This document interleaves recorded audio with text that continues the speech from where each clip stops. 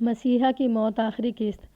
آصفہ کا باپ اس کا رشتہ مجھے دے رہا تھا اور میں نے رشتہ قبول بھی کر لیا تھا۔ یہ بھی صحیح ہے کہ یہ لڑکی مجھے اچھی لگتی تھی اور مجھے چاہتی بھی تھی، بلکہ اسے آپ محبت کہہ لیں۔ مجھے پتہ چل گیا کہ لڑکی میں کوئی دماغی نقص ہے۔ میں نے اس ڈاکٹر سے پوچھا جس سے اس کا علاج کرایا جا رہا تھا۔ وہاں سے مجھے پتہ چلا کہ اس کا یہ مرض خطرناک بھی ہو سکتا ہے۔ آصفہ مجھے اپنے باپ سے چوری بھی ملا کرتی تھی۔ میں نے دیکھا کہ اس میں غرور اور تکبر اتنا زیادہ ہے کہ مجھے شک ہوتا تھا کہ یہ مجھے چھوٹا سا آدمی سمجھتی ہے۔ اس کے علاوہ یہ شیو باز اور بالکل کھوکھلی لڑکی ہے۔ میں نے اس کے باپ سے صاف کہہ دیا کہ میں اس کی بیٹی کو قبول کرنے کے لیے تیار نہیں۔ لیکن عمران بھائی، میں نے کہا، یہ دعویٰ کرتی ہے کہ تم دونوں ایک دوسرے کو بہت چاہتے ہو۔ آصفہ کو میرے سامنے بٹھائیں، عمران نے کہا، تاکہ میں اس کے سامنے بات کروں۔ اس سے آپ کو یقین ہو جائے گا کہ میں غلط بیانی نہیں کر رہا۔ یہ مجھے شادی کے بعد بھی ملتی رہی، مجھ پر زور دیتی تھی کہ میں اس کے ساتھ شادی کروں۔ یہ مقتول سے طلاق لینے کی باتیں کرتی تھی۔ میں نے اس کی شادی کے فوراً بعد ایک اچھے گھرانے کی لڑکی اس کے ساتھ شادی کر لی تھی۔ آصفہ میرے پاس آتی رہی۔ میں نے ایک دن اسے ازراہ مذاق کہا کہ تم میری بیوی بننا چاہتی ہو تو نکاح کی کیا ضرورت ہے۔ اس طرح مذاق مذاق میں میرا اس کے ساتھ قابل اعتراض تعلق پیدا ہو گیا۔ میرا خیال ہے یہ چاہتی ہی یہی تھی۔ گزشتہ رات بھی یہ اسی مقصد کے لیے میرے پاس آئی تھی۔ اس نے مجھے بتایا کہ خاوند کو یہ بتا کر آئی ہے کہ کسی کے ہاں مہندی کی رسم پر جا رہی ہوں۔ ملک صاحب، میں کہاں کا شریف آدمی ہوں، اللہ کا فضل ہے، کسی چیز کی کمی نہیں۔ آصفہ جیسی کئی عورتیں آئیں اور کچھ دن موج میلہ کر کے میں نے انہیں چلتا کیا۔ اگر آپ کو یہ شک ہے کہ اس نے اپنے خاوند کو اس لیے قتل کیا ہے یا کروایا ہے کہ میں اس کے ساتھ شادی کر لوں گا، تو آپ یہ وہم اپنے دل سے اتار دیں۔ میں نے آپ کو جو باتیں بتائی ہیں ان کی آپ تصدیق بھی کر سکتے ہیں۔ بے شک میں اس شخصی شخصیت اور انداز سے متاثر ہوا تھا، لیکن اس کے بیان کو میں 100% سچ نہیں مان سکتا تھا۔ مجھے تصدیق تو کرنی ہی تھی۔ عمران کو میں نے فارغ کر دیا۔ ایک رات اور آ گئی تھی۔ مقتول کو شام سے ذرا پہلے دفن کر دیا گیا تھا۔ قبرستان سے آ کر آصفہ اور اس کا باپ میرے پاس آ گئے۔ آصفہ کی آنکھیں خشک تھیں، اس کے باپ کا چہرہ اترا ہوا تھا۔ اس نے مجھ سے ایسے لہجے میں پوچھا کہ کوئی سراغ ملا ہے یا نہیں، جیسے مجھ سے جواب طلبی کر رہا ہو۔ اس نے کہا کہ ڈاکٹر راحت کی ناگہانی موت کا اسے بہت غم ہے۔ میں اسے کہنا چاہتا تھا لیکن کہہ نہ سکا کہ ڈاکٹر راحت کی موت کا نہیں، اپنی بیٹی کا غم ہے کہ اب کون ہوگا جو اس کا رشتہ قبول کرے گا۔ رات کو میں نے تفتیش کے سلسلے میں کچھ اور کام کیا اور سوچتا رہا کہ اس وقت تک مجھے کیا حاصل ہوا ہے اور اب مجھے کیا کرنا چاہیے۔ 1 بجے کے بعد میں وہیں سو گیا۔ صبح میں نے آصفہ اور اس کی نوکرانی نسیم کو ساتھ لیا اور تھانے چلا گیا۔ میں آصفہ کو گھیرنا چاہتا تھا۔ تھانے میں 2 کام ایسے آگے جو مجھے ہی کرنے تھے۔ میں ان میں مصروف ہو گیا اور 11 بجے کے قریب فارغ ہوا۔ اب میں آصفہ اور نسیم کی طرف توجہ دینا چاہتا تھا، لیکن ایک سکھ آ گیا۔ میں نے اسے بٹھایا اور پوچھا کہ وہ کیوں آیا ہے۔ میری بیوی نے مجھے زہر دے دیا ہے، اس نے کہا، اور 2-3 کاغذ میرے آگے رکھ دیے۔ یہ ڈاکٹروں کی رپورٹیں تھیں۔ میں نے رپورٹیں دیکھیں۔ ایک رپورٹ خون کے ٹیسٹ کی تھی، دوسری تھوک کے ٹیسٹ کی اور تیسری رپورٹ قے کی تھی۔ اسے 3-4 دنوں سے متلی محسوس ہو رہی تھی اور کسی وقت قے ہو جاتی تھی اور اس کی بھوک مر گئی تھی۔ وہ معدے اور جگر میں جلن محسوس کرتا تھا۔ تینوں رپورٹوں میں کسی زہریلے مادے کی موجودگی پائی گئی تھی اور خون میں اس کا بڑا صاف اثر دکھایا گیا تھا۔ کیا آپ علاج کرا رہے ہیں؟ میں نے پوچھا۔ ہاں جی، اس نے کہا۔ کل یہ رپورٹیں دیکھ کر مجھے ڈاکٹر نے ایک انجیکشن دیا اور دوائیاں بھی دیں، یہ اس کا نسخہ ہے۔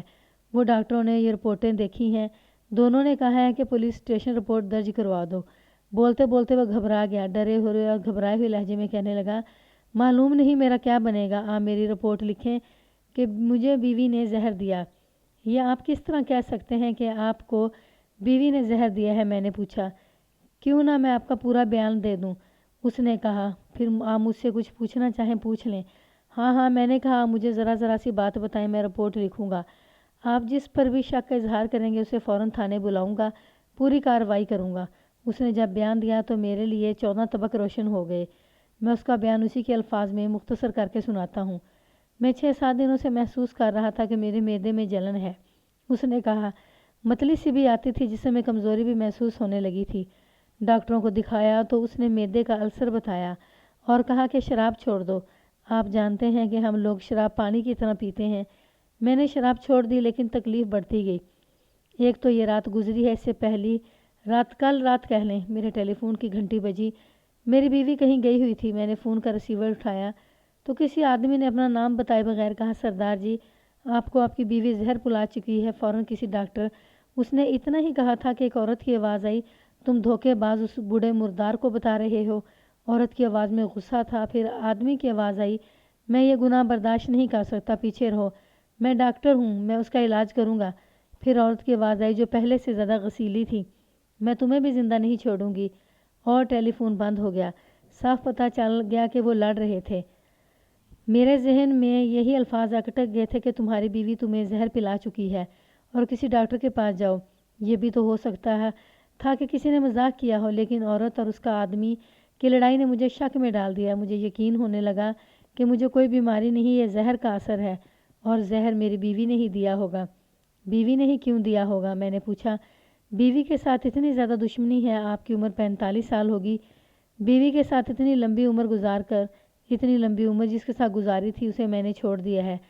سکھ نے کہا، 1 سال ہوا ایک جوان لڑکی کے ساتھ شادی کر بیٹھا ہوں، مجھے اس کی سزا مل رہی ہے، بڑی شیطان لڑکی ہے، اس کا نام مجھے بتا دیں۔ میں نے کہا، میں اسے شک میں پکڑوں گا۔ سرجیت کور۔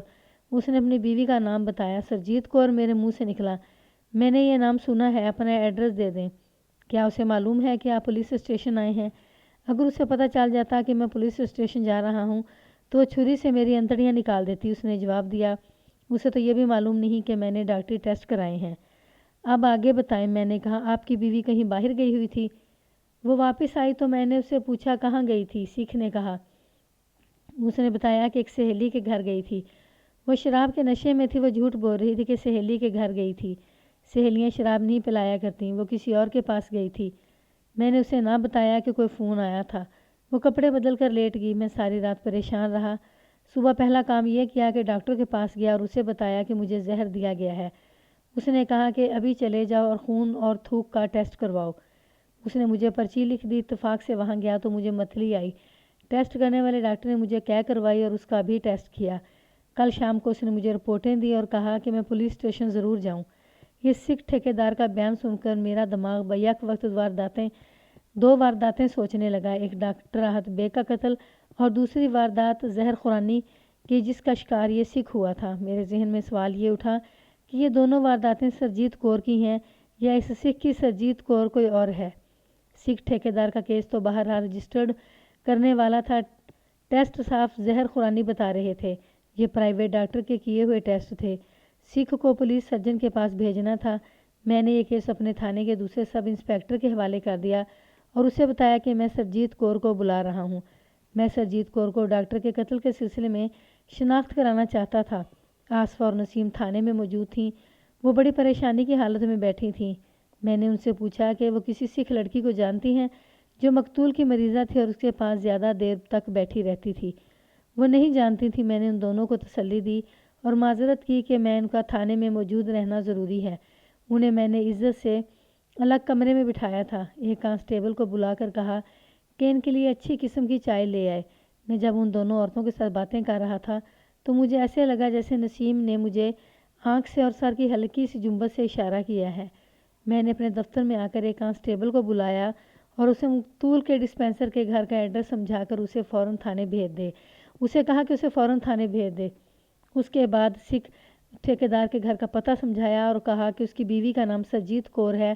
اسے تانگے پر بٹھا کر تھانے لے آئے۔ میں نے نسیم کو بلایا اور پوچھا کہ اس نے مجھے کوئی اشارہ کیا تھا۔ جی ہاں، اس نے جواب دیا، میں صبح سے بیگم آصفہ کے پاس بیٹھی ہوں۔ اس نے بہت سی باتیں کی ہیں۔ میں نے آپ کو پہلے بھی بتا دیا تھا کہ میری ہمدردی ڈاکٹر صاحب کے ساتھ ہے، خواہ اس دنیا سے وہ اٹھ ہی گئے ہیں۔ اس نے مجھے باتیں بتانی شروع کر دیں۔ ان میں یہی کچھ تھا کہ آصفہ مقتول کو کوس رہی تھی۔ نسیم نے ایک بات یہ بتائی کہ گزشتہ رات ایک جوان آدمی کوٹھی میں آیا تھا۔ وہ پہلے آپ کے پاس بیٹھا رہا تھا، پھر آصفہ کے پاس آیا، ڈاکٹر صاحب کو دفن کر آئے تھے۔ نسیم عمران کی بات کر رہی تھی۔ میرا خیال ہے یہی وہ آدمی ہے جسے بیگم چاہتی ہے، نسیم نے کہا۔ اس کی خاطر یہ عورت ڈاکٹر صاحب سے نفرت کرتی تھی۔ میں نے ہی اندر جا کر بیگم آصفہ کو اطلاع دی کہ عمران نام کے ایک صاحب آئے ہیں۔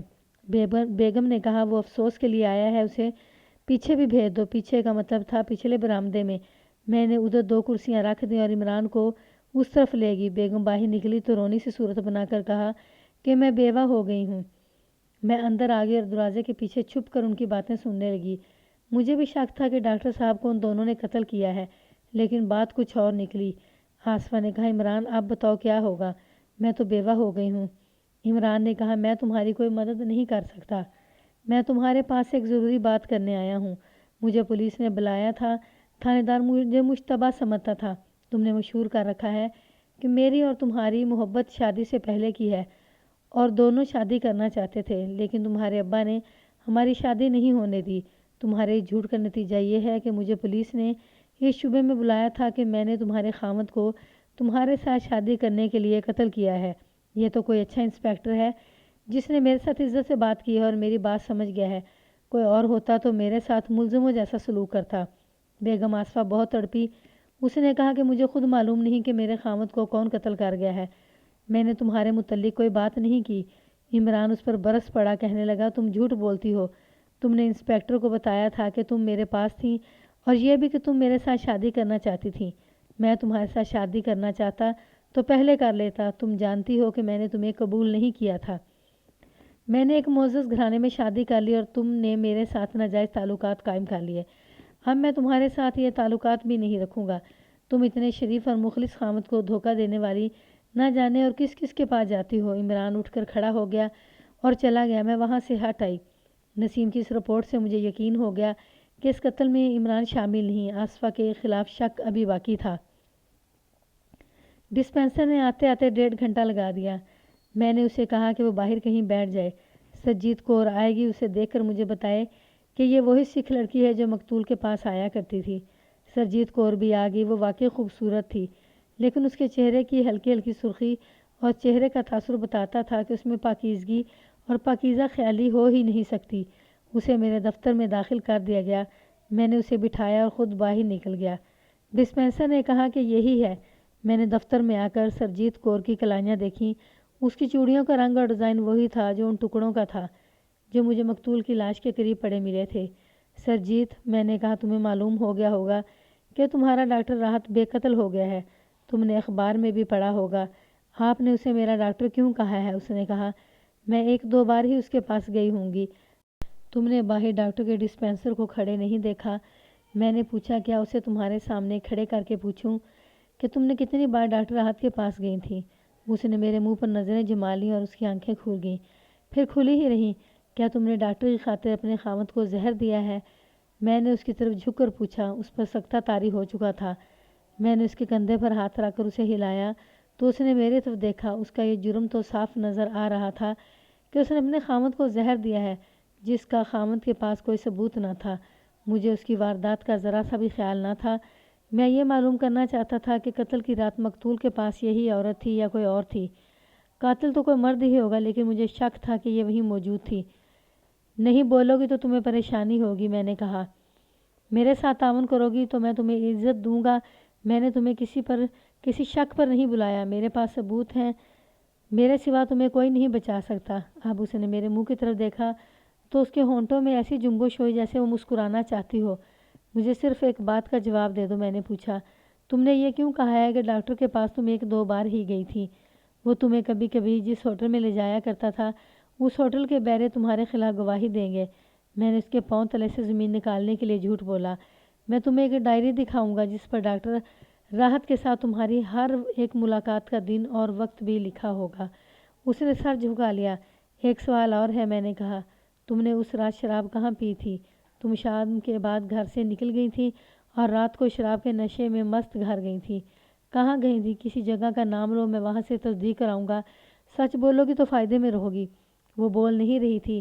میں نے اسے کہا کہ سوچ لے اور کچھ وقت بعد جواب دے۔ میں باہر نکل گیا اور ASI سے کہا کہ وہ سرجیت کور کی انگلیوں کے نشان لے لے۔ ASI اس وقت اپنا سامان اٹھا کر میرے دفتر میں چلا گیا۔ میں آصفہ اور نسیم کے پاس چلا گیا، ان کے ساتھ تسلی اور تشفی کی 2-3 باتیں کی اور نسیم کو اشارہ کیا کہ باہر آ جائے۔ میں برآمدے میں آیا تو نسیم باہر آ گئی۔ میں کانسٹیبلوں کے کمرے میں چلا گیا اور نسیم کو چارپائی پر بٹھا لیا۔ دیکھو نسیم، میں نے کہا، تم نے مجھے بتایا تھا کہ ڈاکٹر کی بیوی جب کبھی کہیں چلی جاتی تھی، ڈاکٹر تمہیں روک لیتا تھا۔ قتل کی رات آصفہ مہندی کی تقریب میں چلی گئی تھی، کیا ڈاکٹر نے تمہیں گھر جانے سے روکا نہیں تھا؟ نہیں، نسیم نے جواب دیا، میں ایسے موقعوں پر خود ہی رک جایا کرتی تھی۔ اب بھی مجھے یہی توقع تھی کہ ڈاکٹر صاحب چاہیں گے کہ میں ان کی خاطر رکی رہوں، لیکن انہوں نے کہا کہ آج میرے مہمان آ رہے ہیں، تم چلی جاؤ۔ ایک بات اور بتاؤ، میں نے پوچھا۔ ڈاکٹر شراب پیتا تھا، کیا وہ تمہیں پاس بٹھا کر بھی شراب پیا کرتا تھا؟ نہیں، نسیم نے جواب دیا، میری موجودگی میں انہوں نے شراب کبھی نہیں پی تھی۔ میں تو انہیں شراب سے پینے سے روکا کرتی تھی، لیکن وہ کہتے تھے کہ میں نشے کی خاطر نہیں پیتا بلکہ اپنے آپ کو گم کرنے کی خاطر پیتا ہوں۔ میں نے نسیم کو آصفہ کے پاس بیٹھنے کے لیے بھیج دیا اور خود باہر آ گیا۔ اے ایس آئی سرجیت کور کی انگلیوں کے نشان لے آیا تھا۔ ملک صاحب، اے ایس آئی نے کہا، اس عورت کو ڈھیلا نہ چھوڑنا۔ میں اسی انگلیوں کے نشان لینے گیا تو اس نے دانستہ اپنا گال میرے گال سے لگا دیا اور پوچھنے لگی، یہ نشان کیوں لے رہے ہو؟ میں نے اسے کہا کہ نشان تمہیں سیدھا کالا پانی لے جا رہے ہیں۔ اس نے فوراً اپنا منہ پرے کر لیا۔ میں نے اسے کہا کہ ڈرو مت، تم نے آخر جرم ہی ایسا کیا ہے جو تمہیں برے انجام تک پہنچائے گا۔ اس نے میرا ہاتھ اپنے دونوں ہاتھوں میں پکڑ لیا اور کہنے لگی کہ میں اپنے تمام زیورات اور جتنی رقم تم مانگو گے دے دوں گی۔ میں اپنا آپ بھی تمہارے حوالے کر دوں گی، مجھے تھانے سے نکلواؤ۔ میں نے اسے کہا کہ بڑے تھانے دار جو کچھ پوچھیں وہ ٹھیک ٹھیک بتاؤ اور پھر ان کے ساتھ بات کر کے تمہارا سودا کرا دوں گا، وہ تمہاری بچت کی صورت نکال لیں گے۔ میں نے اے ایس آئی سے کہا کہ وہ شراب کی ٹوٹی ہوئی بوتل، دونوں گلاس، ٹیلی فون سیٹ اور ریسیور ساتھ لے کر ان تینوں عورتوں کی انگلیوں کے نشان والے کاغذات لے کر ڈی ایس پی کے پاس چلا جائے اور اس سے چھٹی لے کر کسی ہیڈ کانسٹیبل کو آج ہی فلور بھیج دے۔ فلور میں فنگر پرنٹ بیورو تھا جہاں انگلیوں کے نشانات اور دیکھے اور ملائے جاتے تھے۔ میں دفتر چلا گیا اور سرجیت کور کے سامنے بیٹھ گیا۔ تم نے جو بات چھوٹے تھاندار سے کی ہے وہ میرے ساتھ بھی کر لیتی۔ میں نے کہا تمہاری بچت کی صورت نکالنا بہت ہی مشکل ہے، مجھ پر رحم کریں اور کوئی صورت نکالیں۔ سرجیت کور نے کہا، میں نے اس تھانے دار سے جو وعدہ کیا ہے وہ آپ جس وقت چاہیں میں پورا کر دوں گی۔ رشوت پیش کرنے کا مطلب ایک والد جرم ہوتا ہے۔ سرجیت کور چلاک اور ہوشیار ہو سکتی تھی، لیکن تھانہ ایک ایسی جگہ ہے جہاں جرائم پیشہ لوگ بھی آ کر گھبرا جاتے ہیں۔ مجھے تو یہ بھی معلوم نہیں تھا کہ ڈاکٹروں کو قتل کس نے کیا ہے۔ مجھے یہ یقین ضرور تھا کہ قتل کا باعث یہی لڑکی ہے اور یہ قتل کی عینی شاہد ہے۔ اگر جرم کے ساتھ اس کا تعلق نہ ہوتا تو یہ اتنی زیادہ رشوت پیش نہ کرتی۔ قتل کرنے کے لیے تو بڑے ہی مضبوط دل گردے کی ضرورت ہے۔ قتل ہونے دیکھنا بھی کوئی برداشت نہیں کر سکتا۔ سرجیت کور کو یہ فائدہ حاصل تھا کہ وہ باعصمت عورت نہیں تھی، لیکن میرا اے ایس آئی اسے بتا چکا تھا کہ اس کا انجام کیا ہوگا۔ اس کا رنگ پیلا اور آنکھیں سفید ہو چکی تھیں۔ اس کے ہونٹ بھی، جن کا رنگ گلابی تھا، خشک ہو کر کچھ سفید ہو چکے تھے۔ میں نے اسے کہا کہ وہ مجھے پوری بات سنا دے تاکہ میں اس کے مطابق اس کے لیے گنجائش نکالنے کی کوشش کروں۔ اس نے پہلے تو 2-3 لمبے لمبے سانس لیے، پھر اس نے ادھر ادھر دیکھا، پھر اس نے میرے منہ کی طرف دیکھا۔ اس کی یہ حرکتیں میرے لیے نئی نہیں تھیں۔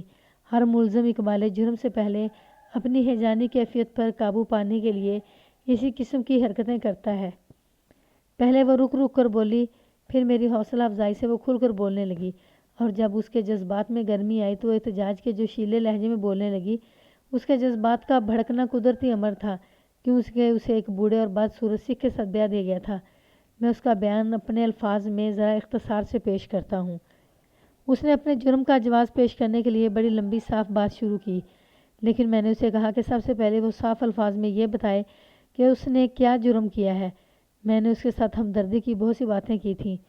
اسے اس وقت ہمدردی ہی کی ضرورت تھی۔ وہ ڈر رہی تھی اور روایتی تنکے کا سہارا لے رہی تھی۔ ڈاکٹر راحت کو میں نے قتل کیا ہے، اس نے کہا، لیکن نشے اور غصے کی حالت میں اسے قتل نہیں کرنا چاہتی تھی۔ اس نے شاید اور کچھ بھی کہا ہوگا، لیکن مجھے آج بھی یاد ہے کہ اس کا یہ اعتراف سن کر مجھے ایسے لگا تھا جیسے بڑی زور کا بھونچال آیا ہو۔ باخدا 2-4 سیکنڈ کے لیے تو میں سن ہو گیا۔ کسی وقت بھی مجھے یہ خیال نہ آیا تھا کہ قاتل یہ لڑکی یا کوئی اور عورت ہو سکتی ہے۔ سرجیت کور نے اپنا دوسرا جرم یہ بتایا کہ اس نے اپنے خاوند کو شراب میں زہر ملا کر پلایا تھا۔ اس کے بعد اس نے اپنی پچھلی ہسٹری سنانی شروع کر دی۔ اس نے بڑے صاف الفاظ میں ہر ایک بات سنائی۔ دیہات کے سکھوں میں شرم اور حجاب ہوتا ہی نہیں، جوان بہو بیٹیوں کے سامنے بھی گالیاں بکتے رہتے ہیں۔ دیہاتی سکھوں میں یہ رواج بھی شدید آج بھی موجود ہوگا۔ اس زمانے میں تو اس رواج کا وہ بڑے فخر سے ذکر کیا کرتے تھے۔ ایک بھائی کی شادی ہو جاتی تو دوسرے بھائی بھاوج کو اپنی بیوی بنا لیتے تھے۔ یہ ذلیل حرکت کھلے بندوں کی ہوتی تھی۔ دوسرا رواج یہ تھا کہ سکھ اپنی سالیوں کو بھی جائز سمجھتے تھے اور ان کی بیویاں خوش ہوتی تھیں کہ ان کے خاوند ان کی بہنوں کو اتنا زیادہ پسند کرتے ہیں۔ سرجیت کور نے بتایا کہ اس کی وہ 14 سال تھی جب اس کی بہن کی شادی ہوئی تھی۔ اس کے بہنوئی نے اس کی بڑی بہن کی ماں پر اسی عمر میں اسے بے آبرو کر دیا، لیکن چونکہ لڑکی سکھوں کی تھی اس لیے بے آبروئی اس نے اپنی آبرو سمجھی۔ اس کے بعد سرجیت کور نے بدکاری کو ہی زندگی کا مقصد بنا لیا۔ جب یہ شادی کی عمر کو پہنچی تو اسے اس ٹھیکیدار کے ساتھ بیاہ دیا گیا جس کی عمر 45 سال تھی اور جو بدصورت بھی تھا۔ ٹھیکیدار نے اپنا کاروبار دلی میں آ کر شروع کیا تھا۔ 1 سال کے اندر اندر اس کے پاس اتنی دولت جمع ہو گئی تھی جو اسے سنبھالی نہیں جاتی تھی۔ اس نے گاؤں میں جا کر سرجیت کور کو خرید لیا۔ شادی باقاعدہ ہوئی تھی۔ سرجیت کور نے پہلے روز ہی اپنے خامد کو دھتکار دیا۔ اس نے چند مہینے روتے روتے گزار دیے۔ پھر اس کی ملاقات ڈاکٹر راحت بیگ سے ہو گئی۔ یہ میں آپ کو دوسروں کی زبانی سنا چکا ہوں کہ ڈاکٹر راحت اسے کس نظر سے دیکھ رہا تھا۔ سرجیت کور نے مجھے بتایا کہ ڈاکٹر پاکیزہ محبت کا خواہاں تھا، لیکن اس کا سکھ لڑکی کے ذہن میں مرد اور عورت کی محبت کا تصور ہی بڑا گھناؤنا تھا۔ سرجیت کور نے اپنے طویل بیان میں مجھے بتایا کہ اس نے ڈاکٹر راحت بیگ سے کئی بار کہا کہ وہ جسمانی تعلق چاہتی ہے، لیکن ڈاکٹر راحت بیگ عجیب آدمی تھا جو اتنی خوبصورت لڑکی کی یہ پیشکش ٹھکراتا رہا۔ آخر ایک روز ڈاکٹر نے راحت سے کہا کہ وہ اپنے خامد سے چھٹکارا حاصل کرنے کی کوشش کرے اور ڈاکٹر اپنی بیوی کو طلاق دے دے گا۔ یہ تو مجھے مقتول کے 2 دوستوں نے بتایا تھا کہ مقتول نے سرجیت کور کو محض ٹالا تھا۔ اسے توقع تھی کہ سرجیت کور کو خامد سے چھٹکارا حاصل نہیں ہو سکے گا۔ سرجیت کور نے مجھے بتایا کہ وہ سمجھتی رہی کہ ڈاکٹر راحت اس معاملے میں سنجیدہ اور پرعزم ہے۔ سرجیت کور نے اپنے خامد سے کہا کہ اسے چھوڑ دے۔ اس وقت تک یہ لڑکی اس بوڑھے سکھ پر چھا چکی تھی اور وہ اس کے سامنے دبا دبا رہتا تھا، لیکن سرجیت کور نے اسے چھٹکارا حاصل کرنے کے لیے جب بات کی تو بوڑھا جوش میں آ گیا۔ اس نے اسے صاف کہہ دیا کہ اس نے سرجیت کور کے باپ کو 25,000 روپے نقد دیا تھا اور اس کے باپ نے ساہوکار سے جو 5,000 روپے لے رکھا تھا ساتھ وہ بھی اس نے ادا کیا تھا۔ خامد نے سرجیت کور سے کہا کہ اس نے اسے خریدا ہے، اگر سرجیت کور نے علیحدگی کی بات کی تو اس کا گلا گھونٹ کر جمنا میں پھینک آئے گا۔ سرجیت کور نے شادی کے فوراً بعد اپنے جیسی ایک سہیلی سے تھوڑا سا زہر لیا تھا جس سے وہ خودکشی کرنا چاہتی تھی، لیکن اس میں مرنے کی جرات پیدا نہ ہوئی۔ یہ زہر اس کے پاس محفوظ تھا۔ سرجیت کور نے مجھے بتایا کہ اس زہر میں یہ خوبی تھی کہ اس سے آدمی مرتا نہیں تھا، بلکہ یہ آہستہ آہستہ اثر کرتا ہے اور مرتے مرتے 10-12 دن لگ جاتے ہیں۔ سرجیت کور نے اپنے خامد کی شراب کی بوتل میں یہ زہر ملا دیا۔ رات کو خامد نے شراب کے ساتھ زہر بھی پی گیا۔ تیسرے دن خامد نے اس کے اثرات محسوس کرنے شروع کر دیے جنہیں وہ معدے کی بیماری سمجھتا رہا۔ جب یہ اثرات اور اوصاف ہو کر سامنے آئے تو سرجیت کور نے ڈاکٹر راحت سے ملنے کی ضرورت محسوس کی۔ موت جب آتی ہے تو حالات از خود پیدا ہو جاتے ہیں اور بند راستے بھی کھل جاتے ہیں۔ ڈاکٹر راحت کو سرجیت کور کے گھر کا ٹیلی فون نمبر معلوم تھا۔ اس نے سرجیت کو فون کیا اور کہا کہ آج رات اس کی بیوی اپنے کسی رشتہ دار کی مہندی کی رسم پر جا رہی ہے۔ اس نے سرجیت کور سے کہا کہ رات 8:30 بجے سے ذرا اس کے بعد دیر کے بعد اس کے گھر آ جائے۔ سرجیت کور آ گئی۔ آصفہ بھی جا چکی تھی۔ ڈاکٹر راحت نے شراب کی بوتل نکالی اور 2 گلاس تپائی پر رکھ دیے۔ دونوں پینے لگے۔ سرجیت کور نے مجھے بڑی بے حیائی سے بتایا کہ شراب کے نشے نے اس پر شیطان سوار کر دیا تھا۔ اس نے مقتول سے کہا کہ ان کی شادی تو ہوتی رہے گی لیکن وہ شب عروسی آج ہی منانا چاہتی ہے۔ ڈاکٹر راحت نے پہلی بار اس پر انکشاف کیا کہ وہ اسے اپنی بہن کی تصویر سمجھتا ہے اور وہ اس کے جسم کے ساتھ کوئی تعلق نہیں رکھ سکتا۔ سرجیت کور پر ایک تو شراب کا نشہ تھا، دوسرے جذبات کی حیوانیت تھی اور اسے مزید بھڑکانے کا باعث یہ بنا کہ مقتول نے اسے کہہ دیا کہ اس کے ساتھ شادی کر ہی نہیں سکتا۔ سرجیت کور نے اسے بتایا کہ وہ اس کے وعدے پر اپنے خامد کو زہر دے چکی ہے جس کا اثر شروع ہو چکا ہے۔ ڈاکٹر راحت بیگ نے جب یہ سنا تو تڑپ اٹھا۔ اس نے سرجیت کور سے کہا کہ وہ اپنے جذبات کی خاطر وہ کسی انسان کو مرنے نہیں دے گا۔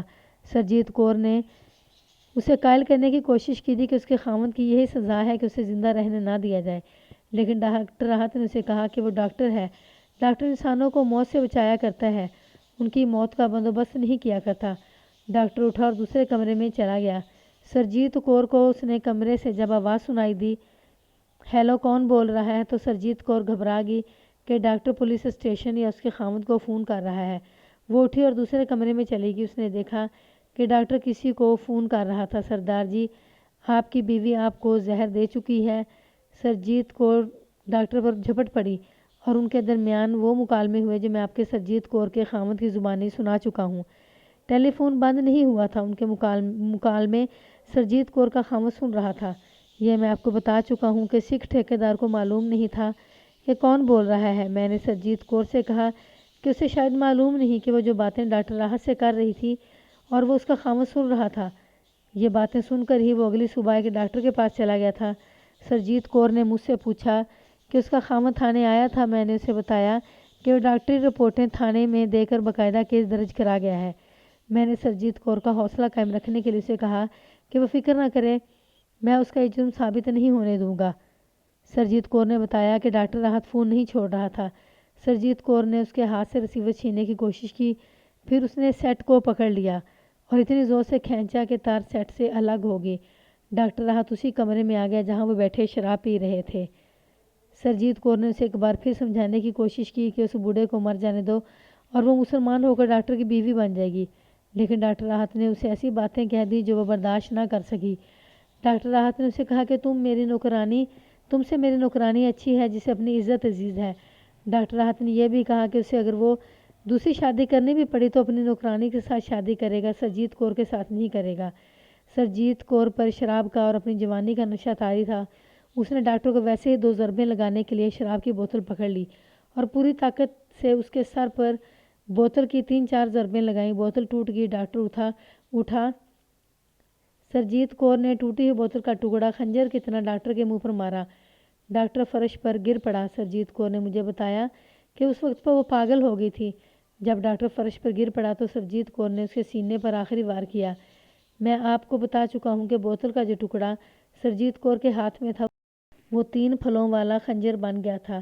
سرجیت کور نے یہ ٹکڑا خنجر کی طرح ڈاکٹر کے سینے پر مارا۔ سرجیت کور نے یہ نہ دیکھا کہ ڈاکٹر زندہ ہے یا مر گیا ہے۔ وہ نشے اور غصے میں وہاں سے چلی گئی۔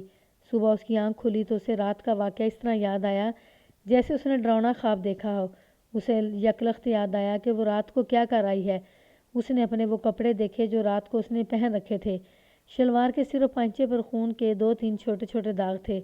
جب اس کا خاوند اپنے کام پر نکل گیا تو اس نے ڈاکٹر راحت کے گھر ٹیلی فون کیا، لیکن ادھر سے کوئی جواب نہ ملا۔ اسے یاد آیا کہ ٹیلی فون اور ریسیور کی تار کٹ گئی تھی۔ وہ ڈاکٹر راحت کے کلینک کو چلی گئی۔ کلینک بند تھا۔ اس نے ساتھ والے دکاندار سے پوچھا کہ یہ کلینک کتنے بجے کھلتا ہے؟ دکاندار نے اسے بڑے افسوس کا اظہار کرتے ہوئے کہا کہ سنا ہے ڈاکٹر صاحب رات کو گھر میں قتل ہو گئے ہیں۔ سرجیت کور اس قدر بے چین ہو گئی کہ اس نے خودکشی تک کا ارادہ کر لیا۔ پھر اس نے یہ بھی سوچا کہ اپنے گاؤں بھاگ جائے۔ وہ اکیلی روتی بھی رہی۔ اگلے روز اخباروں میں اس نے ڈاکٹر راحت کے قتل کی خبر پڑھی۔ اس سے تھوڑی دیر بعد میرا کانسٹیبل اسے بلانے پہنچ گیا۔ اس کے بعد کی جو کہانی ہے وہ پولیس اور عدالت کی کارروائیاں ہیں۔ میں نے بڑی استادی سے سرجیت کور کا بیان مجسٹریٹ سے قلم بند کروا لیا، جس میں اس کے خاوند کی زہر خورانی کا کیس بھی شامل تھا۔ کیس میں جب عدالت میں گیا تو معمولی سا وکیل سرجیت کور کی صفائی کے لیے آیا۔ ڈاکٹر کا قتل ثابت ہو گیا، لیکن یہ ثابت نہ کیا جا سکا کہ سرجیت کور کے خاوند کو جو زہر دیا گیا تھا وہ سرجیت کور نے دیا تھا۔ ڈاکٹر کے قتل میں سرجیت کور کو سزائے عمر قید ہو گئی۔